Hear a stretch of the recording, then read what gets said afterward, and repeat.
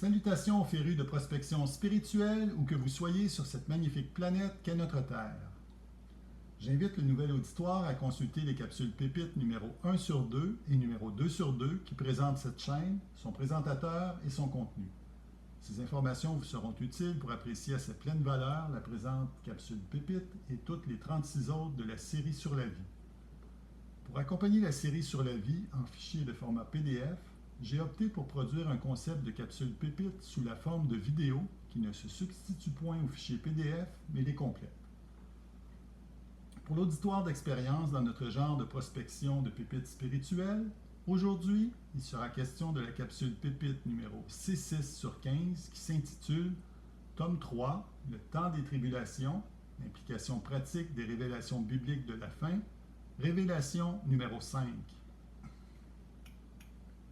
Révélation numéro 5.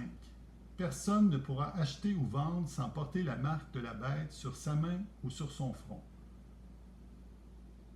Comment, dans notre contexte en 2024, pourrait-on forcer qui que ce soit à porter une marque pour être en mesure de vendre ou d'acheter et qu'en l'absence de la dite marque, il serait alors impossible de vendre ou d'acheter? Il y a bien sûr le troc qui consiste à s'échanger des produits ou des services. Cela peut fonctionner à très petite échelle, mais ne fonctionne pas à grande échelle. Vous pouvez très bien m'échanger 3 de vos poules contre l'un de mes porcelets. Mais si vous êtes propriétaire d'une usine qui, par exemple, fabrique 2000 kayaks par année et que par chance, je suis prêt, moi, à vous échanger vos 2000 kayaks contre mes 800 000 sacs de chips que mon usine produit à chaque année, nous aurions tous deux le même problème. Comment continuer à produire si nos fournisseurs et employés n'acceptent pas d'être payés avec des kayaks dans mon cas et avec des sacs de chips pour vous? Dans sa forme actuelle, le système monétaire planétaire ne permet à personne d'empêcher deux individus de se cacher, l'un pour vendre un bien ou un service et l'autre pour acheter le dit bien ou service en payant au comptant avec de la monnaie qui ne laisse aucune trace relativement à la transaction effectuée.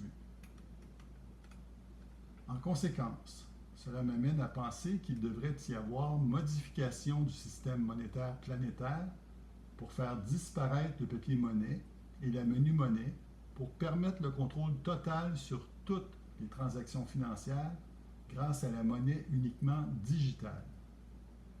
Pourquoi cette modification pour l'obtention d'un tel contrôle? Pour éliminer toutes les transactions clandestines? Peut-être. Ce contrôle monétaire par un minuscule groupe de personnes les plus richissimes de la planète pourrait paver la voie à tous les abus de pouvoir imaginables, voire même jusqu'au fantasme ultime du désir de pouvoir supplanter Dieu dans l'esprit de l'humanité en tentant de forcer l'humanité à renier Dieu en prêtant allégeance à la bête, qui en retour de l'allégeance de chaque individu pourrait leur attribuer un montant de monnaie digitale permettant d'assurer la subsistance de cet individu pour une courte période qui pourrait être renouvelable ou pas au gré de la bête.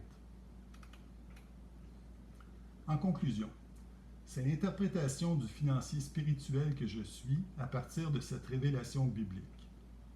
Que j'ai raison ou tort, le temps ne ment jamais et finit par révéler tout. Il suffit d'avoir la patience nécessaire. Profitons du temps actuel pour nous assurer que nous serions en mesure de pouvoir nous débrouiller minimalement hors du système monétaire actuel. Si nous constatons que nous n'avons pas la capacité minimalement d'assurer notre survie présentement, c'est donc dire que nous sommes dépendants et que nous serions vulnérables à tous les abuseurs potentiels de la planète. Est-ce bien ce que nous souhaitons? Sinon, qu'attendons-nous pour agir? Il pourrait arriver des situations, dans un futur indéterminé, où, en raison de notre négligence à bien nous préparer à toute éventualité, Notre propre négligence pourrait mettre très sévèrement à l'épreuve notre propre foi en Dieu en nous plaçant devant des choix encore plus difficiles pour nous. Concrètement, peut-être qu'un jour, l'unique bon choix sera de rester en dehors du système monétaire. Mais si nous avons négligé de nous préparer en conséquence, que nous arrivera-t-il? Mieux vaut y réfléchir avant que pendant qu'on a les deux pieds dedans.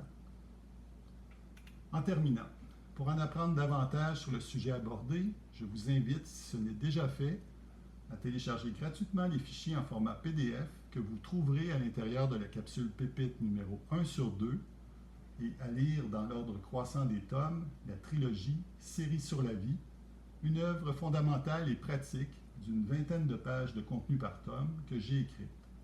Elle relate ma compréhension de plusieurs aspects importants de la vie, du sens profond de l'expérience humaine, du dessein de Dieu et qui partage les réponses trouvées aux questions fondamentales. Qui sommes-nous? D'où venons-nous? Quoi faire de notre vie? Bonne lecture, merci de votre écoute et à la prochaine capsule Pépite numéro C7 sur 15, tome 3, Le temps des tribulations, implication pratique des révélations bibliques de la fin, révélation numéro 6. Tourlou.